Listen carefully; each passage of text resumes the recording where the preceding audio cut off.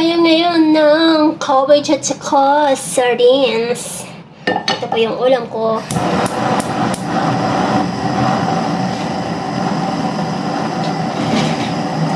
Ulam ng nag-iisa ito. Yan. Siyempre, lagyan ng mantika. Diba? At habang pinapainit ang mantika, lagyan natin ng bawang.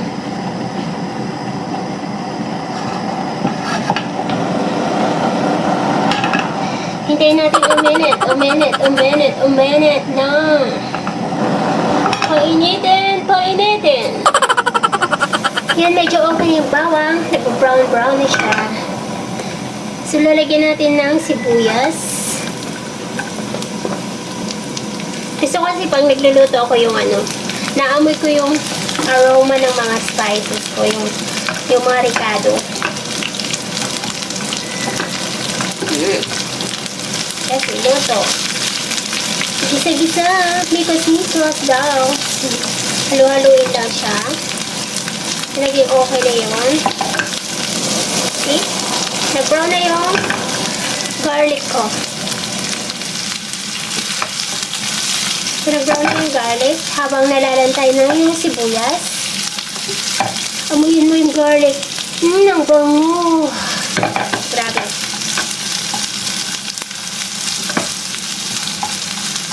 So, syempre, habang mag-isa ka na, dapat nakahanda na yung mga gulay mo. Ay, yung gulay mo pala, dahil cabbage lang yung gulay mo. At saka yung mga gagamitin mo para hindi ka na mataranta na kung ano-anong nililibot para magluto at hindi ka mapapagod. Kailangan naka-ready lahat bago ka mag-gisa. Para huwag mong pahirapan ang sarili mo. Dapat mabuhay ka lang mapayapa. Hindi stress at puro problema. Yan lang yun. Tapos lagyan ng sardinas. Yan.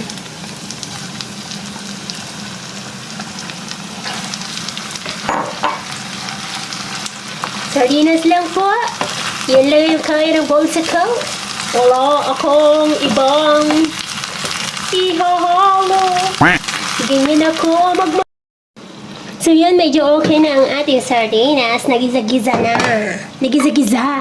So ilagyan na natin ang cabbage. So make sure na nahugasan po ang iyong cabbage. Repolyo as in. Tapos ilagay na doon.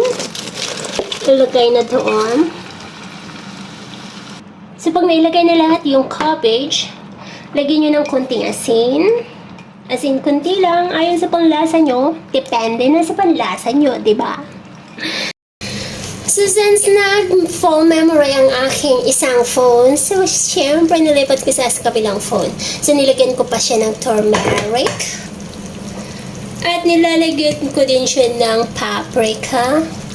Hindi naman ito advisable na ilalagay, but depende sa inyo kung gusto nyo, diba? And then, nilalagyan ko siya ng paminta. Yan. At huwag siyang masyadong maarte. Lagyan ng light sauce or patis. Yan. So, hindi ko na to hahaluin muna. Lalagyan ko muna ng ganyan. Tapos, tatakpan. But make sure, wag nyo na pong hahaluan ng tubig. Wag nyo na siyang lalagyan ng tubig kasi magtutubig po yan. Pag na-steam, pag tinakpan mo, mai-steam po siya, magtutubig siya. And then, that's enough. Yun na po yung water niya na magluluto sa kanya para po mas masarap at mas malasa.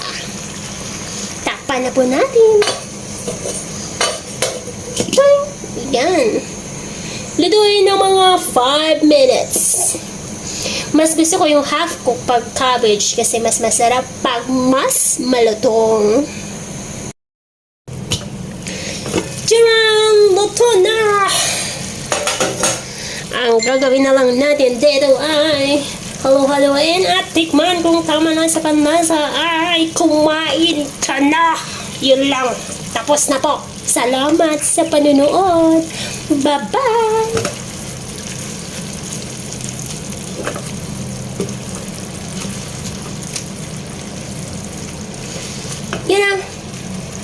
mainit.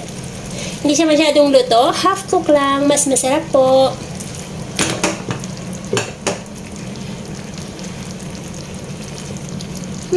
Masarap ng luto ko. Kasi luto ko yan. Salamat po. Bye-bye. See you again next video. Sarap. Yun na yun. Bagong luto. Malinamnam.